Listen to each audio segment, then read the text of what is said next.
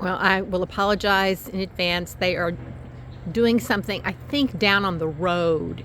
So you hear these horrible machines grinding up probably asphalt or something. So I apologize for that racket. But we survived the worst of the heat. We had several weeks where the temperatures were in the upper 90s and around 100, 101, which here is very, very brutal. And we survived it. And, the thing about our lot is that we have trees. We have this magnificent oak tree that's probably 250 years old that dwarfs our house. And then we have two other oak trees along the back here. And hope you're not getting too dizzy. This hackberry. And then our neighbors have trees. And we have a lot of understory trees like dogwood and crepe myrtle and redbud and that type of thing that really do keep it shady. And when we bought the house, and that was 2015, I noticed almost immediately walking onto the lot, it was just cooler. And nothing quite like wonderful plantings to make your home feel a little cooler. Now, if I hold the camera just right, you can't see the mess. But if I turn it and I take you around, you can see we've got some major construction happening here with our pond. We're actually making progress on the pond. And you can see I've got all the plants. These were all of the plants that I pulled out of this location. And I will do a whole video on the pond when it's finished. But we're getting very excited about it. And the plants that are in these recycled pots, I just save all of my plants from whenever I buy anything. And I have quite the stash of plants here and over here. And we've collected stones, and we've collected all kinds of stumps and things to get everything planted. Now, we were very fortunate when we bought the house that there was so much growing in it. But I'm a firm believer that you don't need to spend an absolute fortune to have a wonderful garden. And this particular hydrangea was a Mother's Day present years ago. I planted it in the ground, and it took a good 5 or 6 years before it put on this show with these nice blooms. Last year I got only one bloom, but this year it's done really nicely. Now, one of the things that suffered in the heat, obviously, is hydrangeas. And so I did, in the worst of the heat, you can see this one's kind of drooping here. It's supposed to be nice and rainy next week. But I would come out every couple of days and deeply water the hydrangeas. I came out absolutely every day and watered my pots. And this area in here, I pulled out this spring a bunch of daylilies. It does not get enough sun. This is our old, huge oak tree. So it does not get enough sun to do daylilies. But it does well with hostas, it does well with foxgloves, heucherella, ferns, the hellebores. Peonies I've got, they were here when we bought the house. They have not been real happy, but they're alive. But a lot of wonderful things. And because this area was new, I did turn the sprinkler on it. And I'll come back and show you the back again, but I'll take you and show you where the real flowering is occurring this time of year. So we walk up past the bird bath and past our deck, and I had all of my potted plants in one spot so it was easy to keep them watered. I have some pelargonium geraniums. These are probably 3 years old chrysanthemums that are putting on buds, and they are starting to, some of them are starting to bloom already. And I can see these flowering from inside the house, and some nice elephant ears. But on our way to the front, because that's where the blooming is occurring. I still have the spires from the acanthus. This oak leaf hydrangea suffered the most from the heat.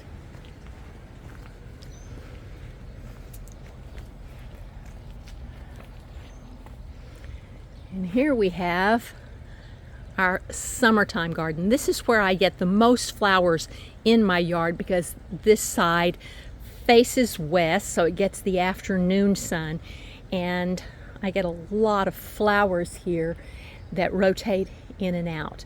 Now, here's our front door. The trellises are new, and that is a scarlet honeysuckle, the Lonicera sempervirens, and I planted those last fall, and I just ordered them online from, I think, Jackson & Perkins, and they have grown that much in 1 year. No flowers this year, but I wasn't really expecting that. Here are my window baskets on both windows.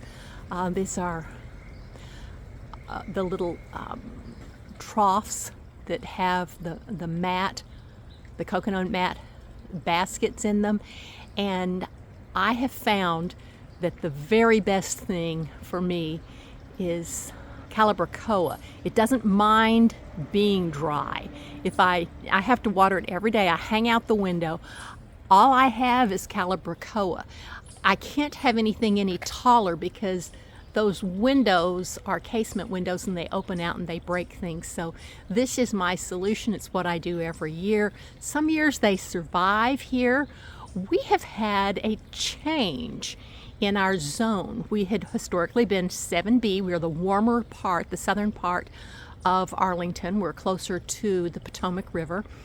And we have been recently moved, reclassified. It's an 8A.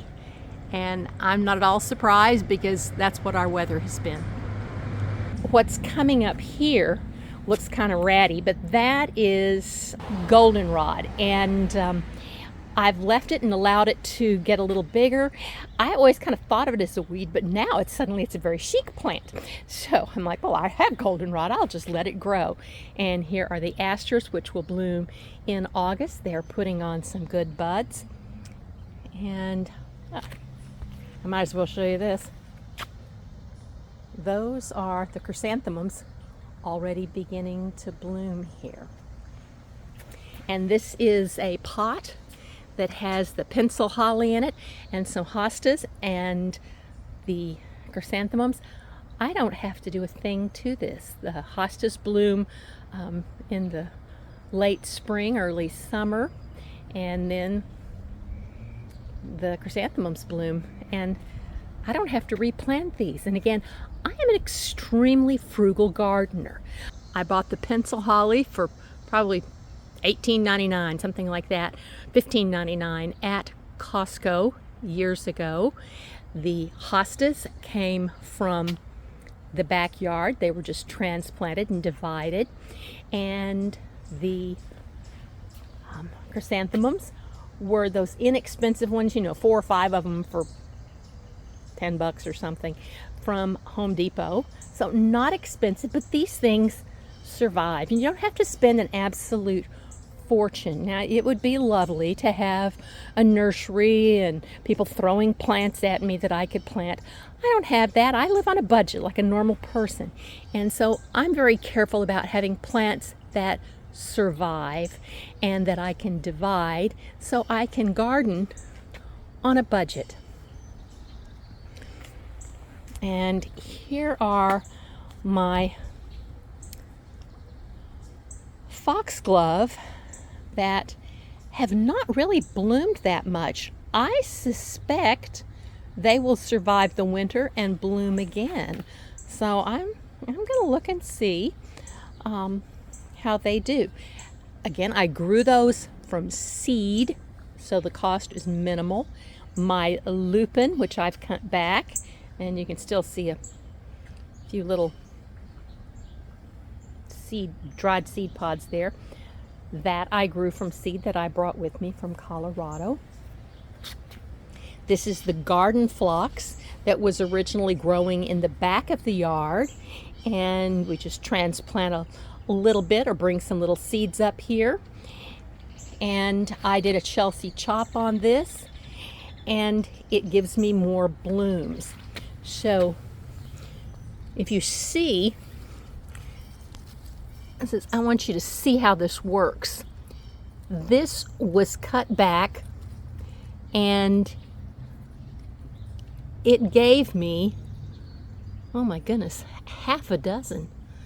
Maybe I cut it back more than once, but this was one stem which would have given me one bloom. I did a Chelsea chop on it and it's given me all of these blooms. So some people think the Chelsea chop is overrated. I'm not one of those. I love the Chelsea chop, and that's the way it's worked with all of these. So again, you can see Chelsea chop, 3 different blooms on it. So I'm a huge fan of the Chelsea chop. My Asiatic lilies bloomed earlier, and so they are spent. We're just letting them nourish their roots. This is the honeysuckle that's really growing. And the pink down there is a perennial sweet pea, which I think is rather invasive. I'm at the point now, it's pretty, but I'm pulling it out because it is choking out other things. And here's a little pyrus. This is supposed to stay small. And the pyrus blooms in the spring, as does the columbine. Now over here, this is the white is a panicle hydrangea that I just planted last fall. And it's supposed to be a miniature one that stays quite small because I didn't want it to block the U. This is a U. And the pink there is more of the garden phlox. I'm a huge fan of garden phlox. It grows in full sun. It grows in part shade, dappled shade. Not full shade. Well, it'd probably grow, but you wouldn't get that many flowers in full shade. So as long as you get some sun, it'll do well. Now these spectacular things here are the hibiscus, the dinner plate hibiscus, and the flowers last for 1 day. And the second day, that's what they look like on the second day. And the third day, that's what they look like. So they don't last real well, but you can see a cluster of buds there. And so every day a couple of the hydrangeas bloom. The pink one is not blooming today. I think this one is the pink one, so tomorrow the pink one will, well, no, that's a spent one. So these are spent. I may not have that many more pink ones, but I think back there, that's yesterday's pink one.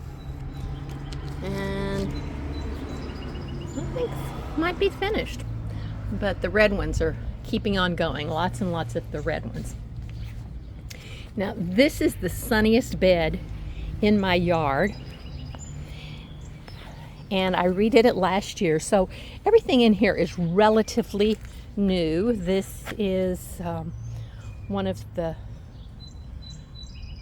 Ariba Can't Dance or something like that, but a hydrangea that I bought on clearance at Home Depot for not very much. There are my dahlias, which came from the nursery as annuals. But here, mine come back quite nicely. Again, chrysanthemums, not blooming right now, that'll bloom later. That's again sold as an annual, but it does come back here. Know your area and what will come back. Now, this is one of my absolute favorites. This is my basil. I bought the basil in the produce section at Trader Joe's. And I bought it back in March, and I cut on it and cut on it, cut on it, and we used it for maybe 3 months, and it was beginning to look pretty sad, like time to buy a new basil. But rather than throwing it out, I just stuck the entire thing in the ground, and it's just going to town.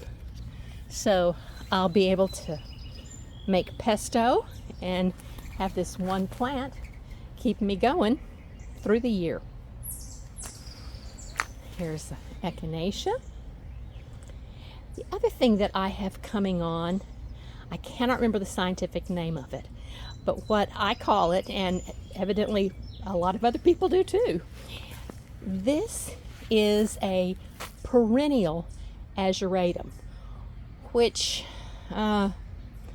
might be getting kind of weedy around here. You can see this, almost everything in here is this perennial ageratum. This is the asters, but this ageratum is getting out of control, so I may have to do a number on that. But I'm going to have those little fuzzy light purple flowers covering this in a couple of weeks. And of course, this is a beautiful area in the spring with the azaleas. And here's our other window box. This is a Rose of Sharon tree blooming, and crepe myrtle, and underneath it, this is the perennial sunflower. This is one that I did a brutal Chelsea chop on back towards the end of May, and I cut it down where there was just almost nothing left. It was like 6 or 8 inches from the ground. I cut back everything because they get really tall and leggy, and they flop, and they don't flower as well. Now it's compact, it's not flopping, it has more blooms on it. They're definitely much more compact and manageable now that they've been cut back. So definitely recommend. This is one of the flowers that's on the list of things that you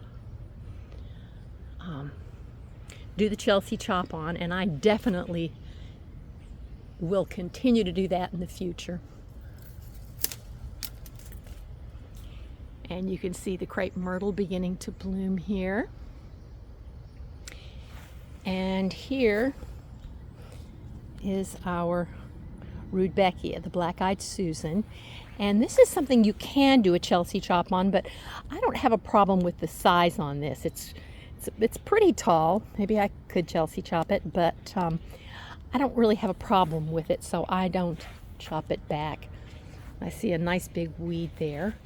I need to come in here and clean out the daylilies. It's kind of past daylily season. All of this stuff here is daylilies that were blooming, a real wide assortment of daylilies. I also need to come in and clean out the spiderwort. If I cut it back, I'll get another bloom.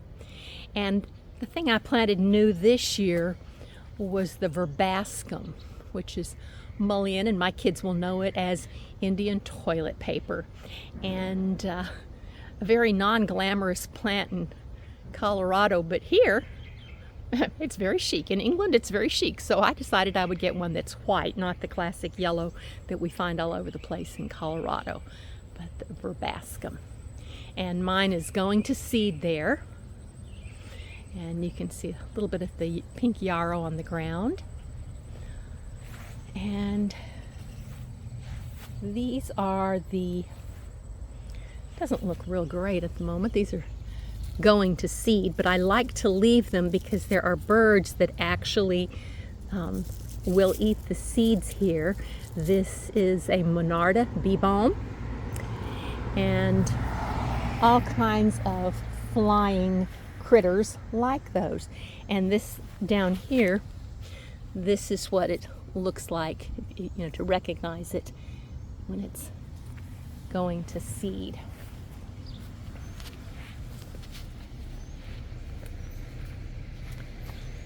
And more of the foxglove. Here is, I planted some cosmos, and they're not competing as well as I had hoped, but that's okay. We still like them. And there's some of that sweet pea. I've pulled out almost all of it, but every now and then a little bit of it escapes. And this is the bee balm, and there is the perennial azuratum, the bee balm, all kinds of things growing here. And we still have blooms on our pink rose. Now, one of my favorite things this time of year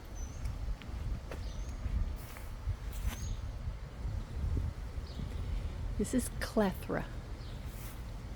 In case you can't figure it out, bees absolutely love this. So I've got lots of bees and butterflies in my yard, and this was a tiny, tiny little plant when we bought the house, and it's really been a very enthusiastic performer in spite of the fact that it's underneath this heavy canopy of the horse chestnut, which is not real great for things. Too much shade. I need to cut that back a bit.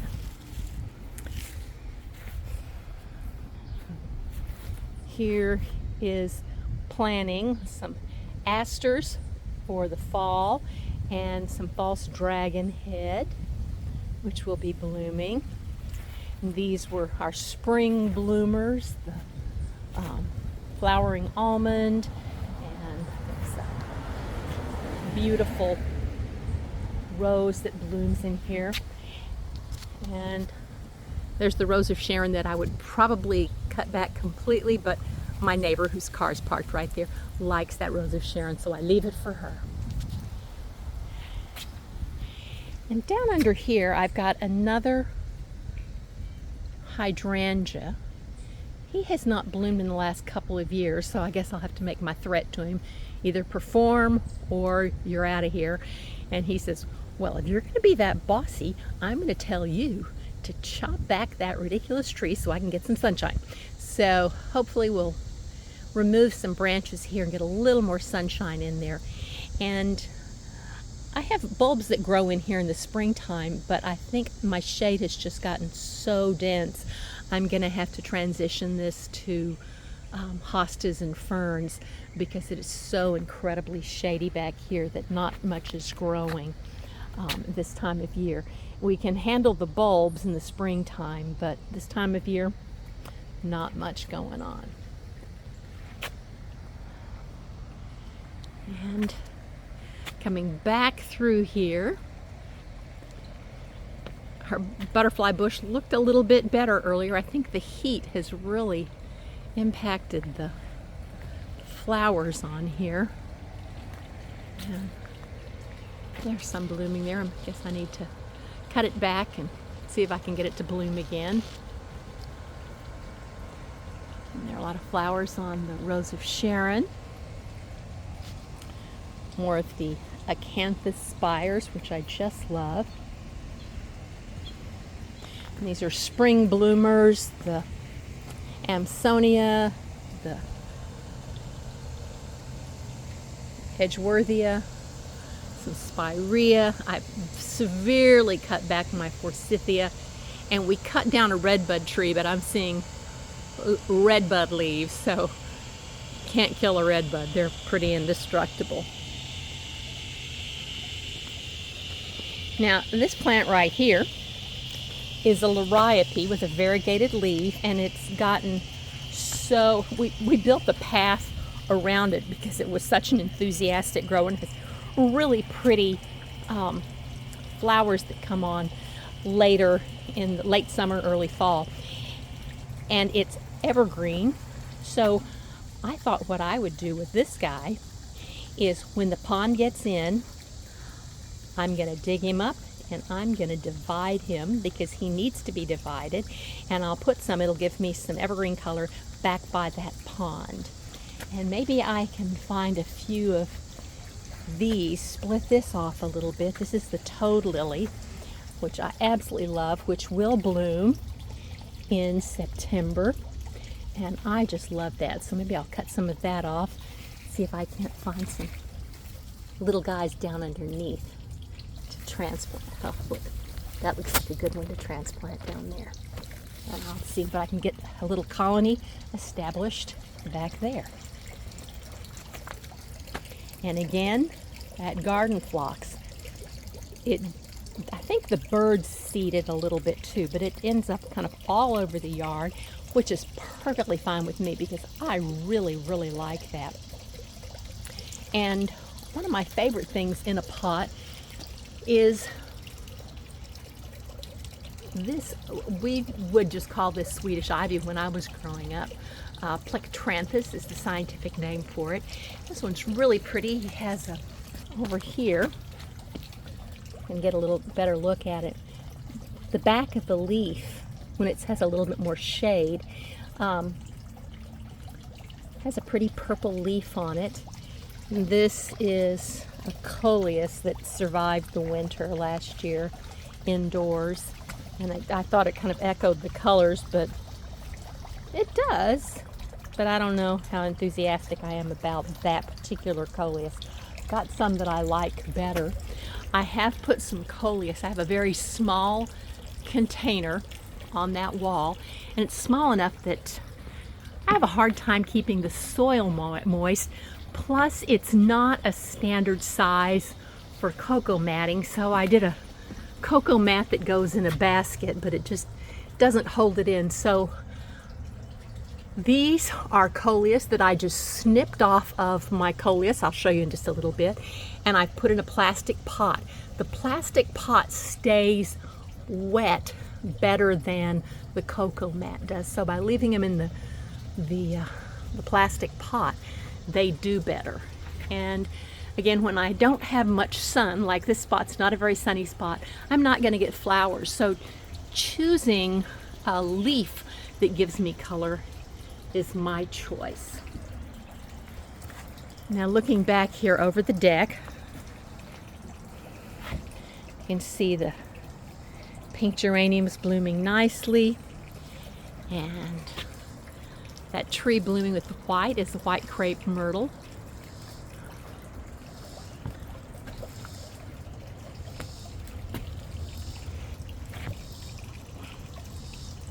A geranium with an impatiens stuck in there.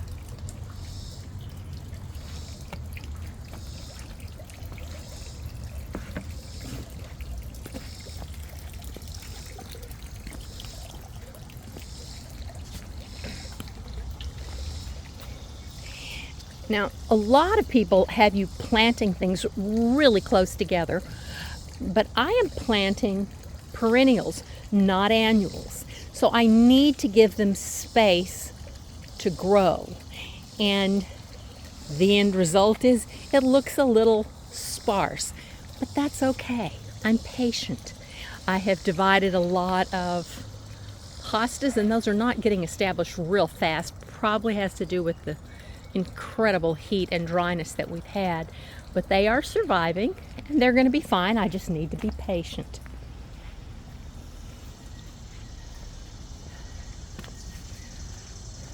And even with the heat as bad as it's been, because I have all these different sitting areas that are shady, there's usually some spot in the yard where I can sit outside at any time of the day and not have to deal with the heat.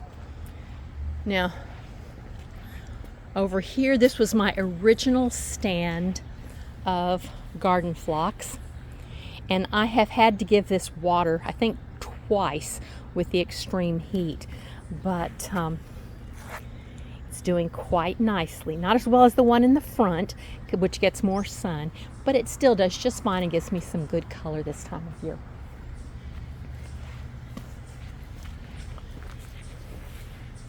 Now, this bed back here had absolutely nothing growing in it when we put the shed up. And I think the one plant I've purchased was that tassel fern. Everything else I've transplanted from somewhere in the garden. And there's vinca and sedum, wild violets, 2 or 3 types of hostas. And it was so funny because my husband said, "Have you planted more stuff in there this year?" And I'm like, "Not a thing."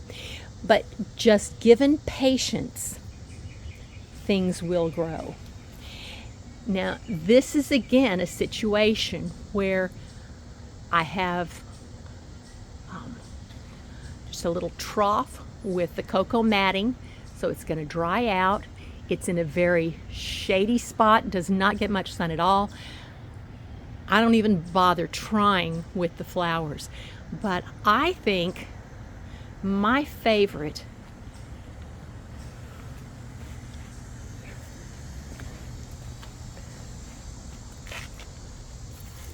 this coleus right here with the pink and the light green and the chartreuse edges. I think I'm going to try to overwinter that. I don't know if I'll take it out and transplant it or if I'll just do cuttings. Cuttings will survive. This one's nice. I took a cutting of that, and that's what's in that basket up front.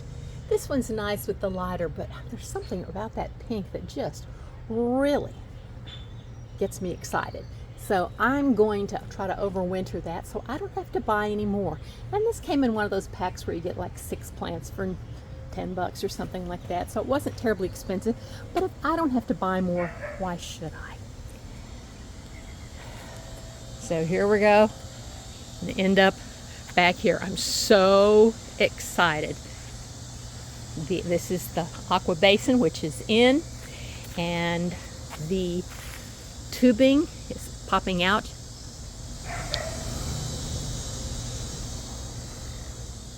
So the tube has been planted.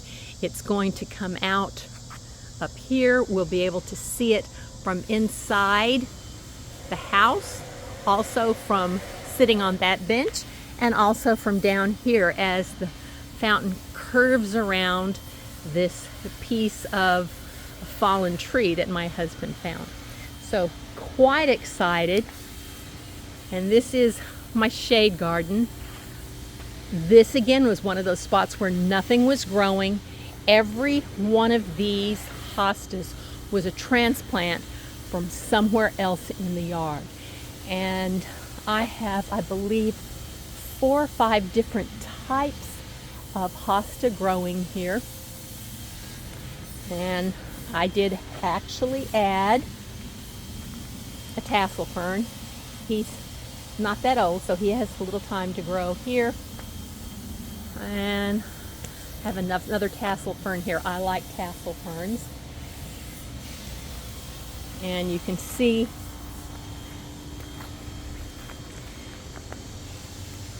this is what it's going to look like from inside the house.